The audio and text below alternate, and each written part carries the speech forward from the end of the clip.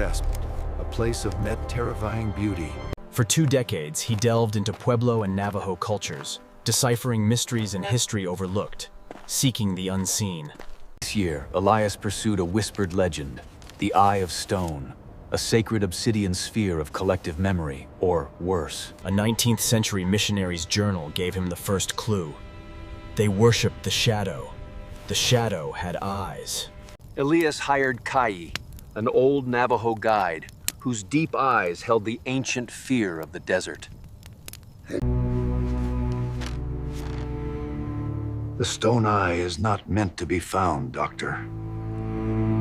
I understand your apprehension, Kai, but great discoveries are often shrouded in fear.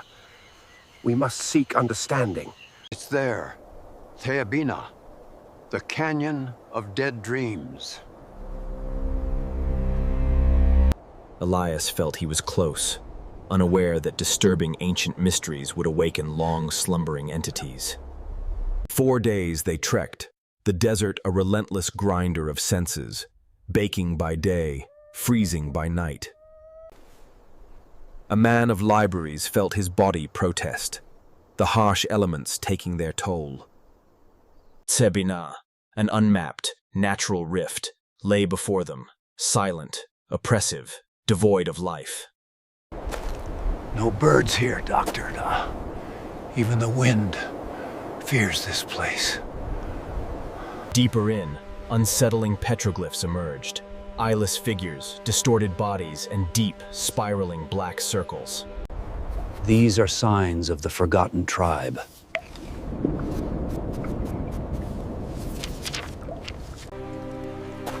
These people saw the future, Doctor, not their own. That night, Elias lay awake, a faint, dry scraping echoing through the canyon's oppressive silence. His flashlight revealed nothing, yet a cold, ancient intelligence seemed to watch from the impenetrable darkness. The next morning, they found it, a cave entrance, ingeniously concealed beneath dense moss and rock. They didn't want anyone in. We should turn back. Oh, Kai, I've come too far.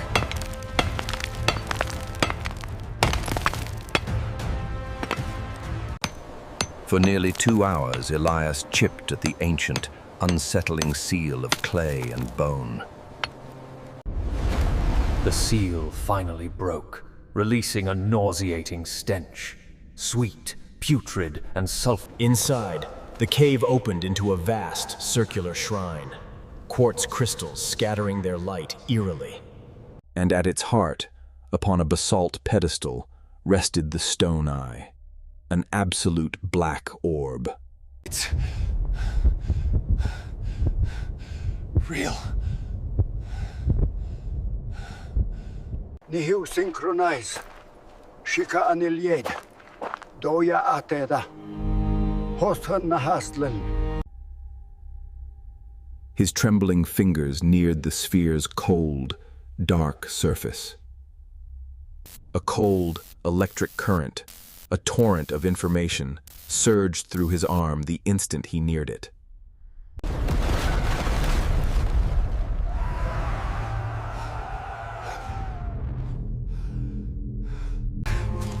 It's not memory, Doctor. It's a filter. It gathers humanity's worst, moments we lose our humanity. We call it the soul vortex. The tribe offered its worst memories for peace, unknowingly feeding a timeless horror. Suddenly, Kai screamed, pointing past Elias to a forming shadow, frail as smoke.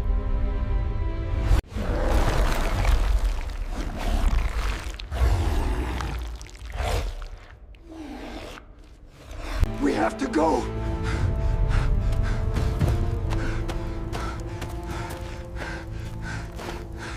They fled the cave, but the slate door slammed shut, sealing itself with viscous black tar. They were trapped.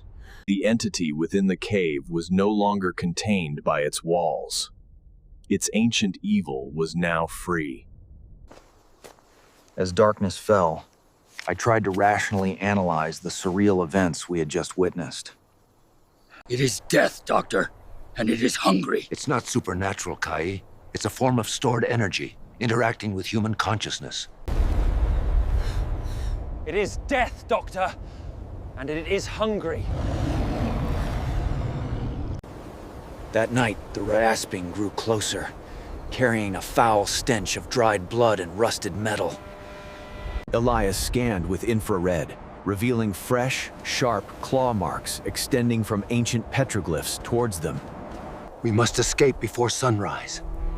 By night, they control this place. The night stretched endlessly. Disjointed, stumbling footsteps, like hard... You said that the tribe gave their worst memories. What were those memories? They spoke of their doom, not disease, but a choice. They killed, cannibalized, Betrayed their gods. The Stone Eye held that regret, fear, and primal cruelty. And those memories created something tangible. An entity born from sin? No. Copies of those heinous actions. Horrific forms of betrayal. Around 3 a.m., a creature emerged.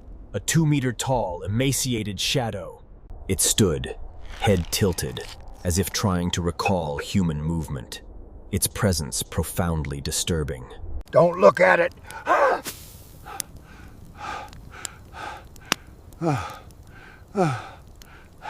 Local herbs. They temporarily disrupt their spiritual structure, offering brief respite. Creature recoiled from the green light, retreating into the deep shadows of the canyon walls. They realized the Stone Eye birthed these brutal guardians, ensuring its burden of memories remained untouched. As dawn broke, the shadow creatures dissolved into the rocky crevices, vanished by the rising sun. We're losing too much time. This isn't right, Elias. They're toying with us. This terrain is physically unstable. We must return to the source, destroy it, or never escape. Their decision was made. They would return to the cave, not for study, but to utterly destroy the Stone Eye. Returning to the shrine proved harder. The shadowy beings, emboldened, now moved faster.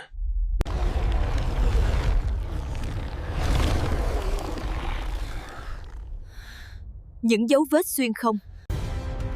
Kai, we need to destroy the sphere! His camera's flash erupted, and the creatures writhed, briefly revealing something far more horrifying.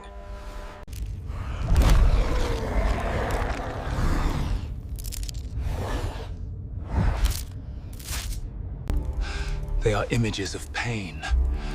Not ghosts, but copies of torture. At the cave entrance, the viscous seal was gone. Inside, a young African-American woman stood, her back to them. Hello? Who are you? Are you trapped too? The woman didn't reply. Her hands rested on the Stone Eye, absorbing its dark energy. That's Nezoni, the chosen woman. A descendant. Elias recalled the legend. A guardian chosen to bear the curse. She's absorbing it, he realized.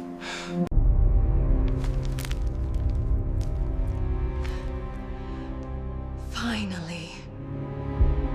We are trapped here. Hashed. Soon we will be free. Your suffering is exquisite. Join the chorus. You will not take our burden. You will suffer what we sought to forget. The shadow creatures, now fearless of light, flooded the cave, forming a protective barrier around Nezoni. Kai! We need to destroy the sphere! Kai nodded grimly, producing a small deerskin pouch, holding an ancient, polished bone shard. This was the key. My ancestors sealed the eye's first cracks with this. The liquid is blood of one who rejected the curse. Kai lunged forward, deftly evading the swirling shadow creatures, aiming for the stone eye. Elias used his backpack as a shield, fending off creatures, desperately buying Kai precious time to act. As Kai neared the pedestal, Nezoni unleashed a cold, hateful energy, striking him down. The crucial bone shard flew from Kai's hand, skittering across the stone floor towards Elias. Elias seized the bone shard, feeling a surge of defiant strength, a powerful rejection of the curse.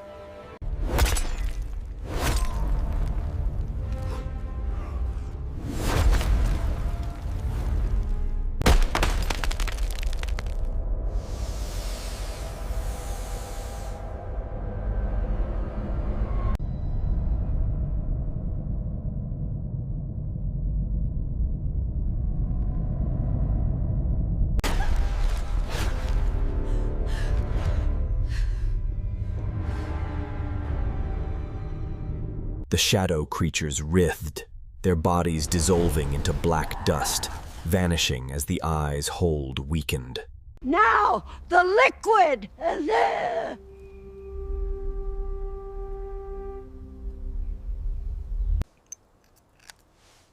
He swiftly uncorked the vial of dark red, ancient liquid. He hurled the crimson liquid onto the stone eye, unleashing a violent, immediate reaction.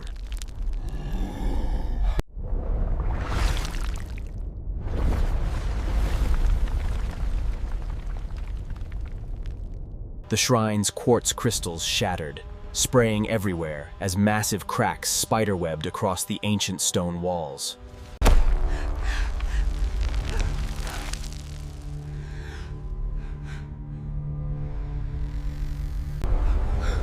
We are the Forgotten.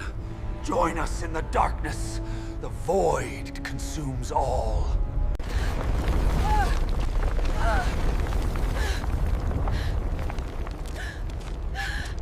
Come on! Rocks cascaded down, burying the stone eye and its pedestal under tons of earth, silencing the terror. Silence returned, a true silence. Only their ragged breaths broke the profound stillness. As the sun rose high, the canyon air felt clean, the oppressive atmosphere lifted, the terrain restored. Elias looked around. The canyon's lines sharp, clear, its ghostly distortions gone. The shadow creatures were gone. They found Nezoni, motionless. Her body no longer bore the spiritual chill. She was merely an exhausted young woman. She survived. She pushed them back. But she will never be normal again. He felt lighter, yet disturbingly empty. They carried Nezoni from the canyon, Kai contacting relatives in the nearby reservation for help. At the desert rim, Elias looked back. Ziabina was now just an ordinary, naturally hidden fissure. How will you record this, Dr. Van Vance?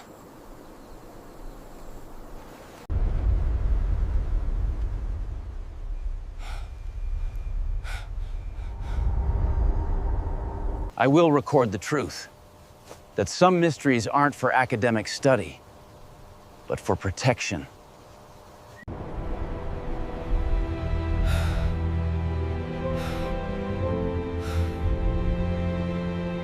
Elias understood.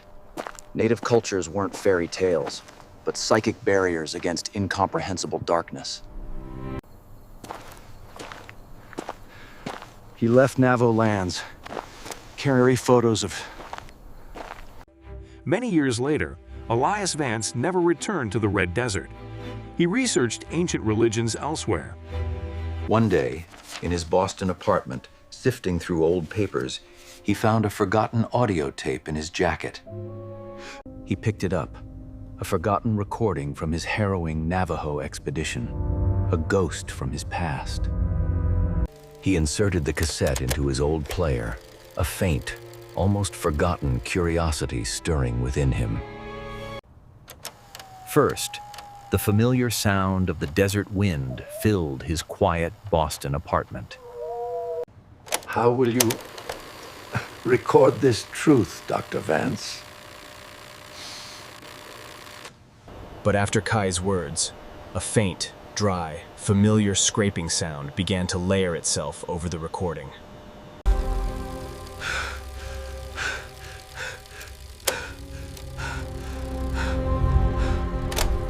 He stared at the silent tape, the horrifying sound echoing in his mind. He had destroyed the stone eye. But examining the tape, he noticed the magnetic film was turning black, tiny spirals forming. Elias realized they hadn't destroyed the memories, merely shattered the vessel containing them. In the New England apartment's silence, a faint scratching echoed, deep within his very mind. He felt the familiar, icy coldness spreading from within his own body, the curse now residing in him. Navajo's unknown mysteries remained, not hidden, but deep wounds within the land's soul. They were deep wounds, forever seeking to spread, finding new hosts, new ways to fester. Elias could not return to the desert, for the desert and its ancient curse had followed him home.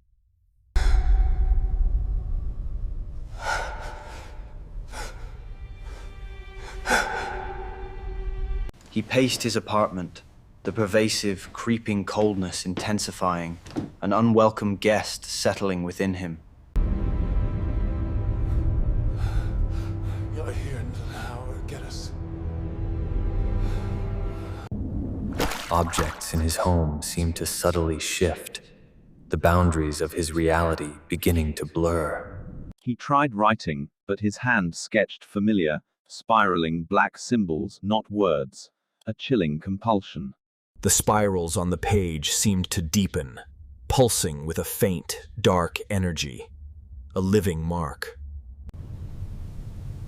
Whispers from deep within him. His apartment, once a sanctuary, now felt like a cage, its walls closing in, imbued with shadow. Elias pressed his hands against his temples, trying desperately to block the invading whispers and the cold. The realization dawned, crushing and final. The stone eye hadn't been destroyed, but had fragmented and infected him. He was now a vessel, a new repository for the ancient despair and collective horror he had unearthed. Fragments of ancient despair clung to everything, subtly infecting his quiet, unassuming urban life. Even amidst city crowds, Elias felt an absolute, profound isolation, the inner coldness setting him apart. Warmth eluded him, the insidious chill now a permanent part of his physical being. Looking in the mirror, he saw not himself, but a reflection of the endless, ancient sorrow. The whispers sometimes coalesced into fleeting images.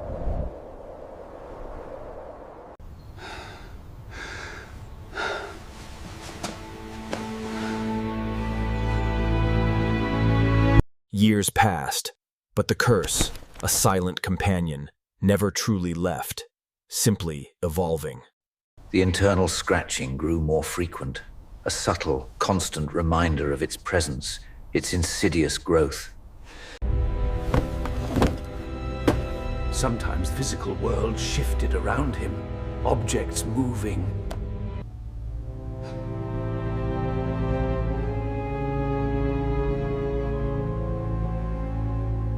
The apartment itself seemed to absorb his burden, growing subtly darker, colder, reflecting his internal state.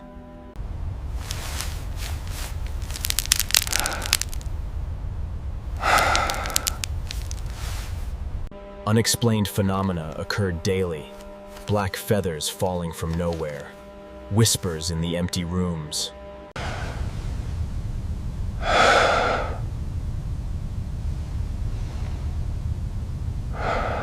Even his scientific work was tainted.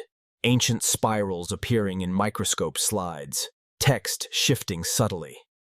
A single tear traced a path down his cheek. A physical manifestation of the boundless, internal despair.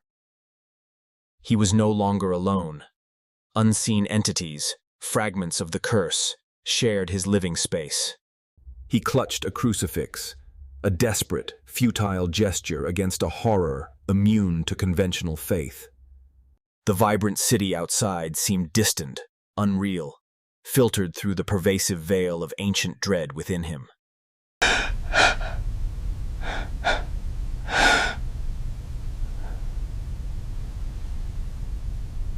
The apartment remained perpetually shrouded in unnatural gloom, a reflection of the darkness Elias now carried. He touched a photo of his younger self, a stark contrast to the weary, burdened man he had become. The stone eye had been broken, its essence scattered, and now it resided within Elias, forever. Faint, circular spirals now appeared on his skin, a permanent, indelible mark of his terrible burden. He became a living monument to forgotten horrors, carrying the unspeakable burden of the ancient world.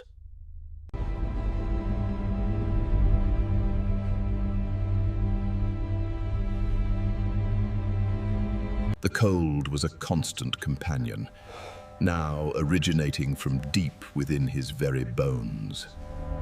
Mundane sounds became distorted, unnaturally loud, each one a stark reminder of the young African-American man's altered perception.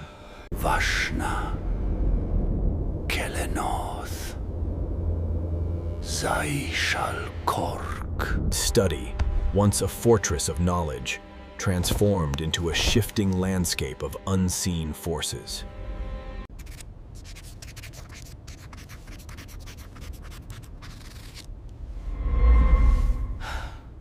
The ink itself seemed alive, pulsating with a dark, malevolent energy, a silent testament to the curse.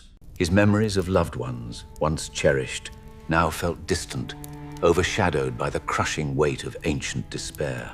The faces in old photographs subtly blurred, distorted by the pervasive influence of the Stone Eye's remnants.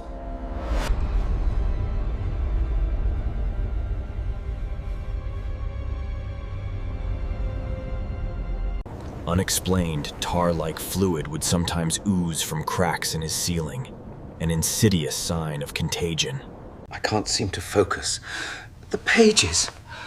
It's useless, Elias. We are waiting. Just let me read. Time itself seemed to distort around him, clocks spinning erratically, hours dissolving into an endless present. He often checked his pulse, a chilling uncertainty haunting him. Was he truly alive anymore? His bed often remained undisturbed, sleep offering no escape from the relentless, internal torment.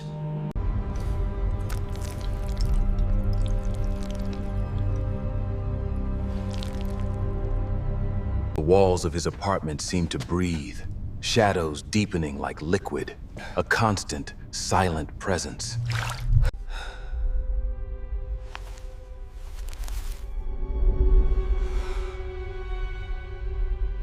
Dark, swirling spirals appeared everywhere, in his teacup, on the frost of his window, marking his surroundings.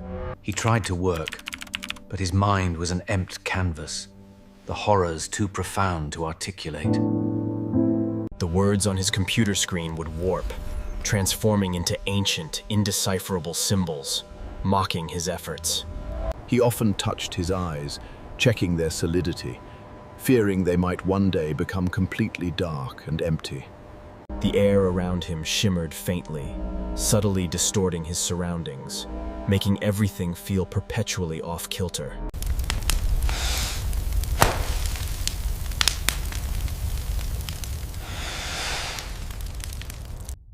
His touch brought a subtle coldness to everything, a faint mist rising from surfaces he brushed. He observed his own slow decay with detached calm, a profound sadness replacing any remaining fear. Shadows in his apartment seemed to possess a life of their own, stretching, contracting, dancing, unseen. An old map of the Navajo desert now appeared to him as a festering wound, endlessly spreading. He heard the faint whisper of sand, swirling as if in a distant...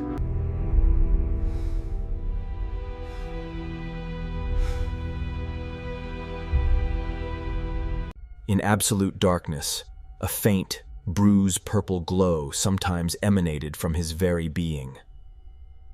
Are you still there? I am waiting. The air in his apartment often felt cold, as if an unseen breath passed through, chilling everything. He felt his physical form slowly dissolving, subtle wisps of black smoke sometimes emanating from his edges. Grains of red desert sand occasionally appeared on his carpets, a stark, unwelcome reminder.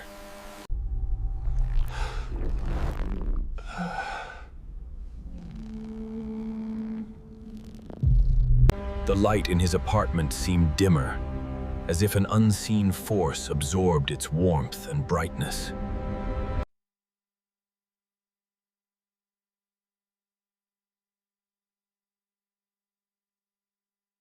The city outside, once his reality, became a mere backdrop for the internal, spiraling vortex of his mind. He often hesitated at doorways, an invisible barrier seemingly preventing his crossing, binding him within.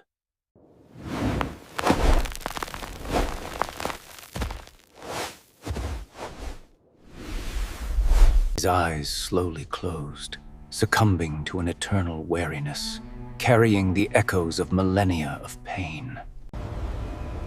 The apartment, now empty, vibrated with a palpable, ancient coldness. The cassette tape, now completely black, pulsed faintly, the spirals seemingly breathing with malevolent life. A single spiral on the tape glowed with a deep purple light, a miniature stone. A middle-aged Caucasian man named Elias Vance was no more. The desert had claimed him, carrying his apartment, now merely a container, held the indelible imprint of infinite suffering, unseen by the world. Books on his shelves subtly faded, their knowledge consumed by the ever-expanding darkness from within. The city now felt a phantom desert wind, carrying the curse's echoes through its concrete canyons. A newspaper reported his disappearance, a missing person case unsolvable by conventional means, touched by the ancient. An unnatural red desert flower bloomed in a sidewalk crack, a testament to the desert's pervasive reach. Children on city sidewalks instinctively drew dark, spiraling eyes, a subtle ripple of the curse's influence. Raindrops hitting puddles formed unsettling, dark spirals, an echo of the stone eye in the most mundane. His study lay in perpetual moonlight, dust swirling like tiny, dark embers. His spectacles, left on his desk, were subtly hazed, mirroring the obscure.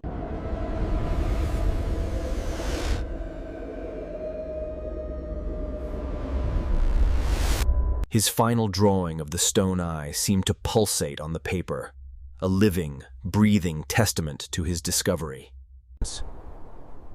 The Navajo desert slept under moonlight, its mesas standing sentinel, forever guarding its... A tiny, invisible swirl of dark sand momentarily appeared on the desert floor, a whisper of the curse's eternal reach. The true horror wasn't destroyed, it had simply fragmented, finding new ways to fester. And the desert's most profound, terrifying secret lingered, a spreading wound within the land's very soul.